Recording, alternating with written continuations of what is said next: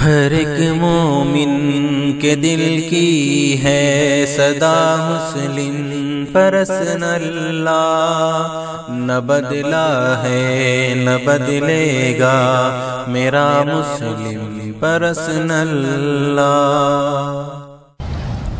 الحمد لله نحمده ونستعينه ونستغفره ونؤمن به ونتوكل عليه ونعوذ بالله من شرور أنفسنا ومن سيئات أعمالنا، من يهده الله فلا مضل له ومن يضلله فلا هادي له، ونشهد أن لا إله إلا الله وحده لا شريك له، ونشهد أن سيدنا ومولانا محمدا عبده ورسوله، صلى الله تعالى عليه وعلى آله وصحبه وبارك وسلم۔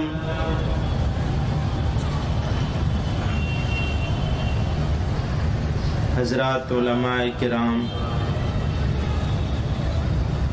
معزز حاضرین جلسہ،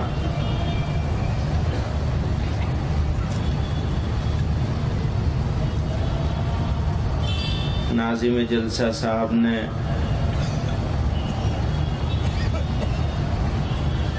ماشاءاللہ بڑے اچھے انداز میں تعارف کروا دیا۔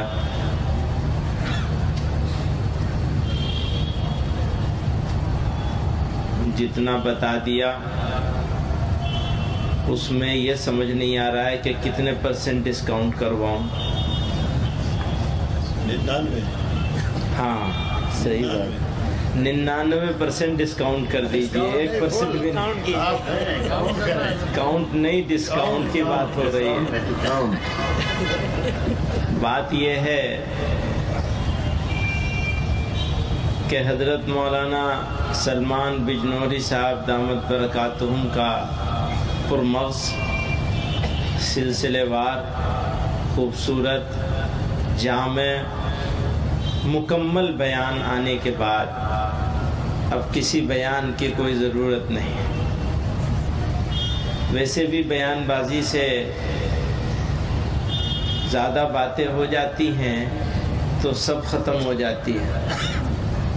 ہم ایک مرتبہ میں وہاں تھا میسور کے ایک جلسے میں، تو ایک مولوی صاحب تقریر کر رہے تھے، کہنے لگے تمہیں معلوم ہے اللہ میں نے 2 کان کس لیے دیے؟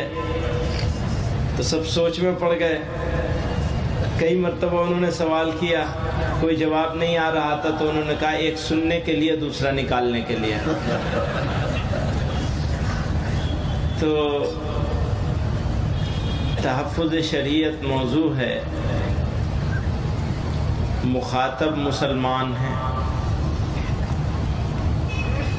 آڈینس میں کون ہے؟ مسلمان، بولنے والے مسلمان، سننے والے مسلمان۔ معاملہ ہے تحفظ شریعت کا۔ جب تحفظ شریعت کی بات آتی ہے تو ہمارے سامنے سرکار آ جاتی ہے، government, political parties, political leaders, یعنی شریعت کی حفاظت ہمیں ان لوگوں سے کرنی ہے جو سرکار میں بیٹھے ہیں، سیاسی پارٹیاں لے کے چلا رہے ہیں، اخبار میں کالم لکھنے والے ہیں، ٹیلی ویژن چینل چلانے والے ہیں۔ کون ہے ہمارا مخاطب؟ یہ لوگ، مسلمان نہیں۔ ہمارے تو سارے جرائم معاف، مقابلہ سرکار سے ہوگا، سمجھ لیجئے۔ تحفظ شریعت معاف کریے گا، ہے تو گستاخی، لیکن اپنوں کے بیچ میں اگر سچ نہیں بولیں تو کیسے کام چلے گا؟ مولوی صاحب نے تو 99% ڈسکاؤنٹ کر دیا، ابھی جو بات ہے وہ یہ ہے کہ دو طرح کی بات ہے. ایک وہ ہے جو ہم سے باہر ہے, ایک وہ ہے جو ہمارے اندر ہے. جب تک ہم اندر والے سے نہیں لڑیں گے تب تک باہر والے سے لڑنے کی طاقت ہی نہیں پیدا ہوگی. ایک عجیب بات ہے, جو لوگ شریعت میں مداخلت کا راستہ ڈھونڈ رہے ہیں اس میں وہ لوگ ہیں جو کھلے طور پر اسلام کو ناپسندیدگی کی نظر سے دیکھتے ہیں اور اسلام کو ناپسند کرتے ہیں. میں ہلکے لفظ استعمال کر رہا ہوں احتیاط کے ساتھ. دوسرے وہ ہیں جو دکھنے میں مسلمان ہیں لیکن وہ بھی انہی کی زبان بولتے ہیں. دو طرح کے لوگ ہیں باہر. دکھنے میں مسلمان ہوتے ہیں, نام سے مسلمان چلتا ہے معاملہ ان کا, باتیں وہ وہی کرتے ہیں. کیا بات کرتے ہیں؟ ابھی جب تحفظ اسلام کی بات کرتے ہیں تو ذہن فوراً طلاق پر جاتا ہے. موضوع وہی ہے, بات طلاق پر جاتی ہے. تو طلاق کے حوالے سے میں یہ عرض کرنا چاہتا ہوں کہ یہ کہتے ہیں کہ قرآن کے مطابق طلاق ہونی چاہیے. انہیں یہ نہیں معلوم کہ نبی آئے کیوں تھے, انبیاء کو اللہ تعالیٰ نے مبعوث کیوں فرمایا. یہ بڑا بنیادی سوال ہے کہ اللہ تعالیٰ نے انبیاء کرام کو مبعوث فرمایا کیوں.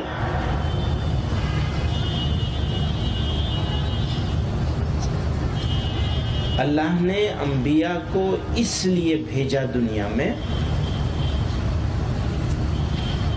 کہ وہ لوگوں کو برائیوں کے راستے سے روکیں.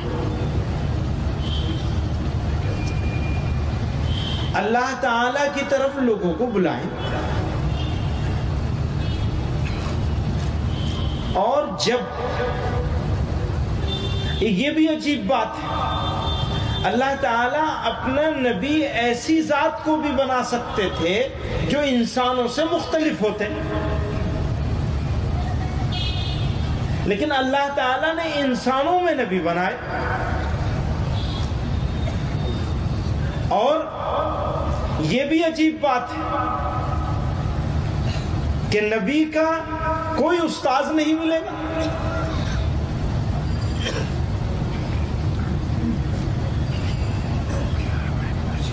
میرے لیے ہے, آپ کے لیے ہے, کوئی استاد نہیں ملے گا تاکہ کوئی یہ نہ کہہ سکے کہ انہوں نے اپنی قابلیت سے چیزوں کو بنا لیا. اب جبریل آتے ہیں, فرشتے آتے ہیں, اللہ کا پیغام لے کر کے آتے ہیں, اور بھی شکلیں ہیں. کبھی اللہ تعالی انبیاء کے ذہن القا فرماتے ہیں, وحی کی شکل میں آتے ہیں, خواب ہوتا ہے. اب نبی علیہ السلام نے کوئی بات فرمائی, صحابہ نے نقل کر لیا, نوٹ کر لیا. نبی علیہ السلام کوئی بات فرما رہے ہیں اور وہ قرآن کریم کی آیتیں ہیں, اس کو نوٹ کیا جا رہا ہے. یہ قرآن ہے.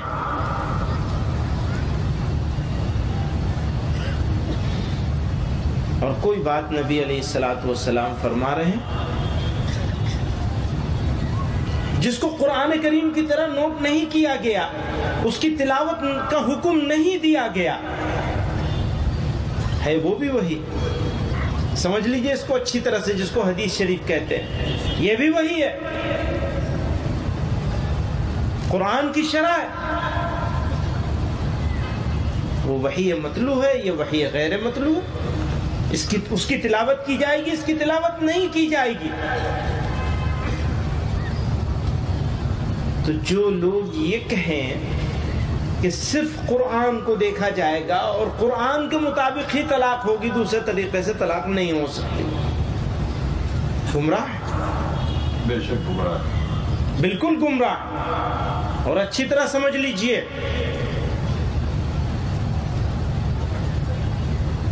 مسلمان سب چیز پہ سودا کر سکتا ہے اور 70 سال سے کر رہا ہے، اپنے ایمان پہ سمجھوتا نہیں کر سکتا۔ بے شک یہ ہمارا ایمان ہے۔ یہ تشریح کا فرق نہیں ہے، اس کو لوگ تشریح کا فرق بھی ثابت کرنے کی کوشش کرتے ہیں کہ ایک مجلس کی 3 طلاق 3 نہیں ہوگی، 1 ہوگی۔ ہاں یہ بات بالکل صحیح ہے، جہاں سے میں نے بات شروع کی میں وہیں جاتا ہوں واپس۔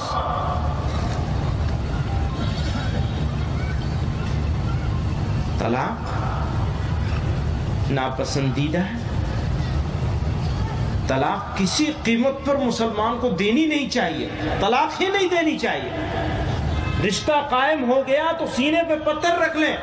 میں اپنے نوجوان بھائیوں سے کہنا چاہتا ہوں، بہنوں سے کہنا چاہتا ہوں، ایک مرتبہ رشتہ قائم ہو گیا، اس رشتے کو نبھانا سیکھیں، آخر تک نبھانا سیکھیں، ناپسندیدگیوں کو برداشت کریں۔ اللہ تعالیٰ کو یہ چیز پسند ہے، اللہ تعالیٰ کی رضا کا ذریعہ بن جائے یہی چیز کہ ایک مرد ایک عورت ایک رشتے میں بندھ گئے اور پھر زندگی میں ناپسندیدگی آ رہی ہے، اونچ نیچ ہو رہی ہے، اختلاف ہو رہا ہے، مزاج نہیں مل رہا ہے، اس کے باوجود اگر اللہ تعالیٰ کی رضا کے لیے اس رشتے کو نبھائیں گے تو اللہ تعالیٰ کی خوشنودی حاصل کر ہی لیں گے انشاءاللہ۔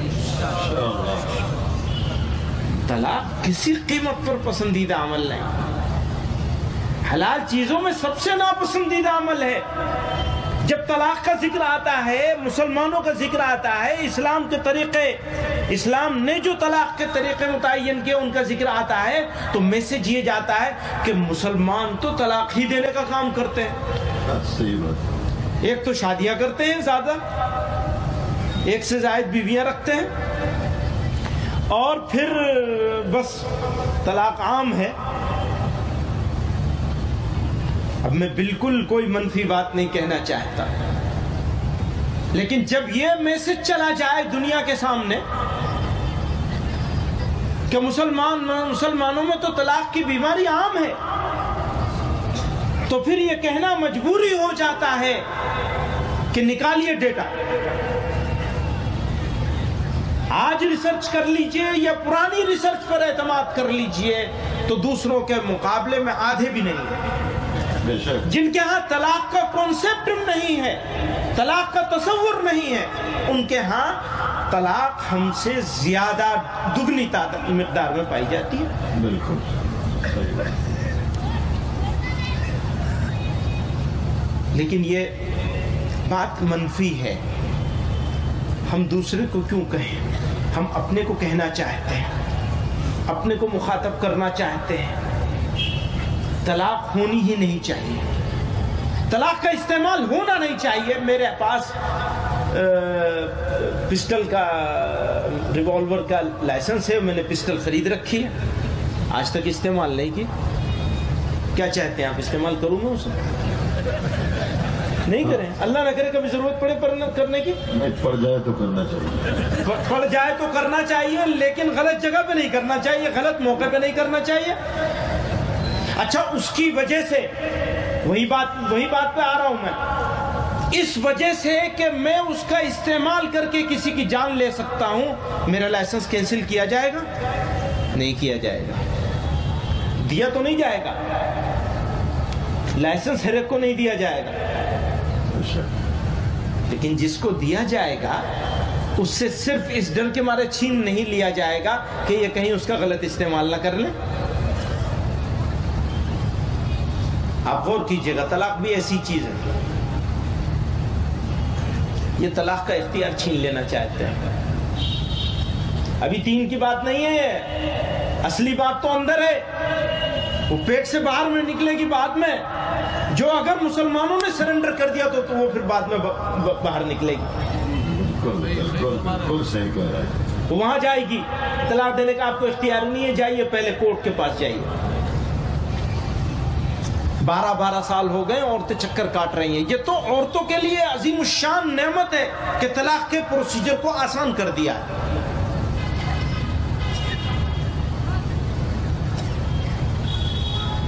بہرحال میں یہاں طلاق کے بارے میں مولانا نے مجھے حکم دیا کہ کچھ تحفظ شریعت کی بات کر لی، تو اصلی بات پہ آ جاؤں میں۔ شریعت جو ہے اس کی حفاظت حکمرانوں کے پاس جو ہے، ان سے جو مقابلہ ہے، عدالتوں میں ہو، سڑکوں پہ ہو، میدانوں میں ہو، جلسوں کے ذریعے سے ہو، مسلمانوں کی اجتماعی طاقت کے ذریعے سے ہو، تو میں یہاں یہ کہنا چاہتا ہوں بمبئی کی اس سرزمین پر کہ اگر مسلمانوں کو اپنے حقوق، اب جب حقوق کی بات کرتے ہیں تو ذہن جاتا ہے نوکریوں کی طرف، اقتصادیات کی طرف، اکانومی کی طرف، لیکن بنیادی چیز جو ہے وہ ہمارا عقیدہ اور ہمارا ایمان ہے۔ اگر اس کی حفاظت ہمیں کرنی ہے تو ہمیں آپس کے اختلاف کو مٹانا ہوگا، اتحاد پیدا کرنا ہوگا، یا کم سے کم اختلاف باقی رہے، معافی کے ساتھ کہوں گا میں، اختلاف باقی بھی رہے، مخالفت کو ختم کرنا پڑے گا۔ بالکل اگر مسلمان مخالفت کو ختم کرنے کے لیے تیار نہیں ہے، ہم تو اغیار کے ساتھ بھی مخالفت ختم کرنے کو اپنی ذمہ داری سمجھتے ہیں، مخالفت ختم کرنے کو، اختلاف باقی رہے گا، اس کو بھی غور کر لیجئے۔ ہم یہ نہیں کہتے کہ وہ اپنی چیز چھوڑ دیں، ہم اس کے لیے بھی تیار نہیں ہیں کہ ہم اپنے مسلک سے 1 انچ ہٹ جائیں، ہرگز تیار نہیں ہیں، کوئی مداہنت نہیں ہوگی اس کے اوپر، لیکن مسائل پر اکٹھے ہو جائیں، مسائل پر اکٹھے ہو جائیں، اور جو لوگ خواب دیکھ رہے ہیں مسلمانوں کی تقسیم کے ذریعے سے، تقسیم کا استعمال کر کے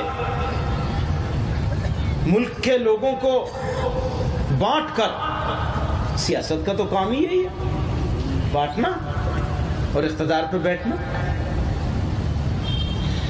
تو اچھی طرح سمجھ لیجئے، اگر ہم نے سمجھداری کے ساتھ کام کیا، میں کہتا ہوں جو لوگ ناراض ہیں اور ایمان والے ہیں، پتہ نہیں ہمارے علماء اس سے متفق ہوں گے یا نہیں، مجھے نہیں معلوم،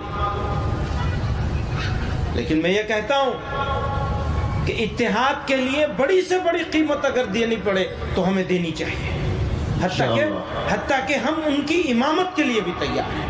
انشاءاللہ آگے آئیں، وہ آگے آئیں، ہم ان کے پیچھے چلنے کے لیے تیار ہیں، لیکن اتحاد، مخالفت، دشمنی ہمیں ختم کرنی ہے۔ میں واپس جاتا ہوں شریعت کے اوپر۔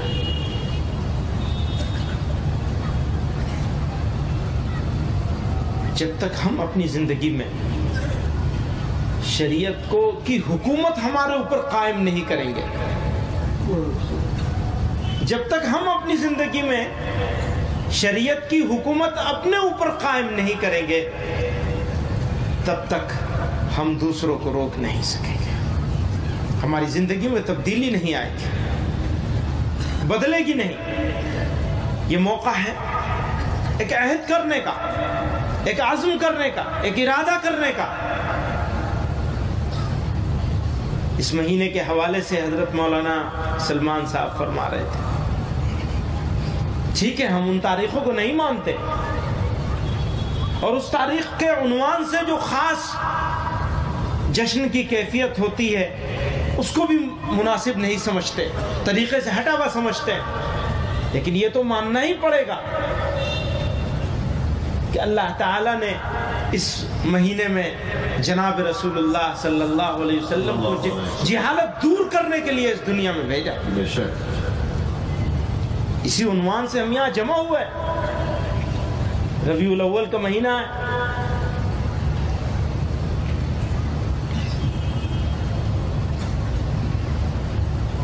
تو میں یہ عرض کرنا چاہتا کہ اللہ نے اپنے محبوب صلی اللہ علیہ وسلم سید الاولین والآخرین، آپ آخری نبی، آپ کے بعد کوئی نبی آنے والا نہیں، مکمل ہو گیا دین، اب کوئی نبی نہیں آئے گا، اب تو بس قیامت آئی گی، بس اسی کا انتظار ہے، دوسری کوئی چیز نہیں. اللہ تعالیٰ نے اپنی جو نشانیاں بھیجنی تھی وہ مکمل فرما دی. اللہ کے محبوب صلی اللہ علیہ وسلم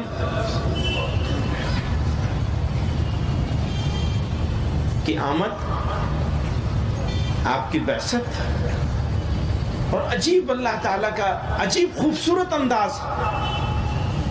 کس طرح آپ فرما رہے ہیں؟ فرماتے ہیں قُلْ إِن كُنتُمْ تُحِبُّونَ اللَّهَ. آپ فرما دیجئے.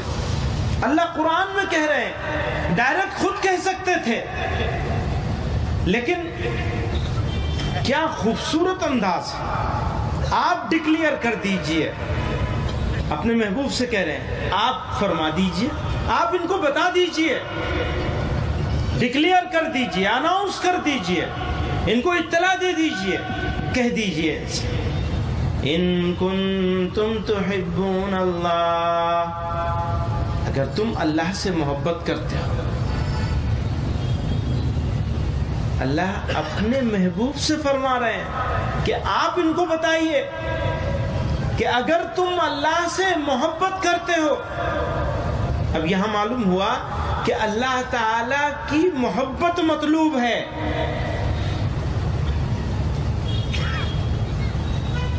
جو اللہ سے محبت نہیں کرتا یا محبت کا دعویٰ نہیں کرتا، خارج کر دیا، تم سے کوئی مطلب نہیں ہے. یہاں انہی کو خطاب کیا جا رہا ہے جو دعوے محبت کرتے ہیں، جو یہ خیال کرتے ہیں کہ ہم اللہ سے محبت کرنے والے ہیں، جو یہ سمجھتے ہیں، جو یہ دعویٰ کرتے ہیں، ان کو خطاب کیا جا رہا ہے. باقی لوگوں کو باہر کر دیا. جو اللہ کو نہیں مانتا وہ باہر. فرماتے ہیں قُلْ إِن كُنتُمْ تُحِبُّونَ اللَّهَ فَاتَّبِعُونِي، تم میری اتباع کرو، میرے راستے پر چلو، میرا کہاں مانو. اس سے آگے کی چیز ہے میرا اتباع کرو، اپنی زندگی میں بسا لو. ہر چیز کی ایک پہچان ہوتی ہے، ایک کسوٹی ہوتی ہے. وقت تو ختم ہو گیا مولوی صاحب، 5-7 منٹ رہ گئے ہیں. تو ہر چیز کی ایک کسوٹی ہوتی ہے. آپ سنار کے پاس سونا لے کے جائیں، آج کل سونے پہ بڑا ہنگامہ ہے. صحیح بات. کسوٹی، اس کے پاس ایک پتھر ہوتا ہے، اس کے اوپر سونا گھسے گا اور اس کو انداز ہو جائے گا کہ یہ اصلی ہے یا نقلی ہے، ملاوٹ والا ہے. جیسے مولوی صاحب کی بات پہ میں کہہ رہا تھا 90% ملاوٹ والا ہے یا صحیح ہے، پورا کھرا ہے. اب کھرے کا پتہ تو وہاں چلے گا جس کے بارے میں جناب رسول اللہ صلی اللہ علیہ وسلم فرما رہے ہیں. عجیب بات فرمائی، دل دہل جائے. فلا تسودوا وجہی، میرا منہ کالا مت کر دینا مجھ سے. عجیب، کون فرما ہے؟ اللہ کے محبوب صلی اللہ علیہ وسلم. اس دن میں حوض پر تمہارا انتظار کروں گا، تمہاری کثرت پر، اپنی امت کی کثرت پر فخر کروں گا، اور ایسا نہ ہو کہ مجھے شرمندہ کر دو تم. اللہ تعالیٰ کے نبی صلی اللہ علیہ وسلم آخری جو خطبہ ہے جناب رسول اللہ صلی اللہ علیہ وسلم یہ فرمایا. میرے بھائیوں ہر چیز کی ایک کسوٹی ہوتی ہے. اللہ تعالیٰ نے قرآن میں اپنے محبوب سے کہلوایا کہ تم اللہ سے بتا دو ان کو کہ اگر تم اللہ سے محبت کرتے ہو، اگر تم اللہ کے چاہنے والے ہو، اس کے ماننے والے ہو، تو میری اتباع کرو. یہ پہچان ہے، یہ کسوٹی ہے. اگر نبی صلی اللہ علیہ وسلم کی اتباع نہیں تو پھر اللہ سے محبت کا دعویٰ جھوٹا ہے، بے ایمانی ہے، دھوکہ ہے. خود تمہارے لیے بھی دھوکہ ہے اور دوسروں کے لیے بھی دھوکہ ہے. یحببکم اللہ. اب سن لیجئے، اگر اتباع کرو گے، اگر نبی کے راستے پر چلو گے تو کیا ہوگا؟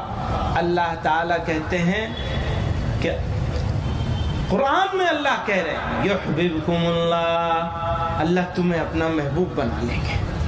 محبوب کے راستے پہ چلو گے تو محبوب بنا لیے جاؤ گے. اللہ تمہیں چاہنے لگیں گے، تم سے محبت کرنے لگیں گے، تمہیں محبوب بنا لیں گے. وَيَغْفِرْ لَكُمْ ذُنُوبَكُمْ. اور تمہارے گناہوں کو معاف کر دیا جائے گا، مغفرت کر دی جائے گا. جس کو اللہ اپنا چہیتا بنا لے اس کے ذمہ گناہ رہ سکتے ہیں. اللہ تعالی ہمیں اللہ کے محبوب صلی اللہ علیہ وسلم کے راستے پر چلنے کی توفیق عطا فرمائے اور شریعت کو ہمارے دلوں میں بسا دے، ہمارے ظاہر اور باطن کے فرق کو مٹا دے. وآخر دعوانا. ارے کیا ہوگا؟ تحفظ شریعت ہوگی، کوئی ہم سے چھینے گا؟ کون چھین سکتا ہے؟ بھائی آپ بتا دیں. یہ کہلوانا چاہتے ہیں تو میں وہ جو یہاں بیٹھا ہوا ہے نا، کل اس نے مطالبہ کیا ہے، سنو تو سن لو. اگر مسلمان شریعت کے حفاظت کا فیصلہ کر لیں، اگر مسلمان شریعت کی حفاظت کا فیصلہ کر لیں، دنیا کی کوئی طاقت مسلمانوں سے شریعت کو نہیں چھین سکتی. انشاءاللہ کوئی طاقت نہیں چھین سکتی.